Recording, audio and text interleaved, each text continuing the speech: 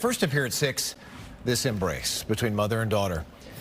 It comes with an immeasurable amount of pain.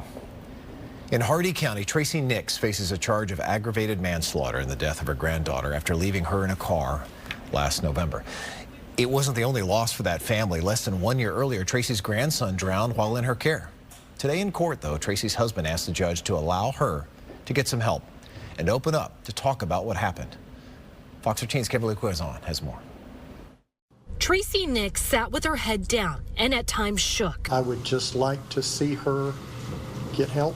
I would like to see her come back to whatever normal will be. As her husband, Nune Nix, asked Hardee County Judge Ronaldo Ojeda for help. She has a psychology degree, but the fact that she's not talking tells me that she needs someone that can help her work through these issues. In less than a year's time, 2 of Tracey's grandchildren died while in her care. She faces charges in the death of her granddaughter, Uriel Shock, after forgetting her in a hot car.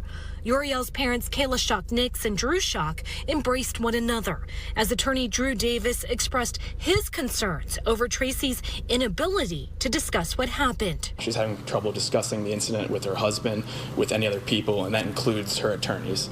As we all know, that could very well prove a competency issue down the line, Judge. One of the main reasons we're filing this motion is to nip that in the bud early. Her husband asked to send Tracey to an inpatient facility for 30 days of treatment in St. Cloud. The state attorney and judge had concerns since the facility is not locked down. Do you acknowledge that Mrs. Nix has made statements about wanting to flee her situation down here before? I have heard that, yes. The judge agreed to let her go to the facility. The request on his face, it's not unreasonable. As court adjourned, Kayla Nix embraced her mother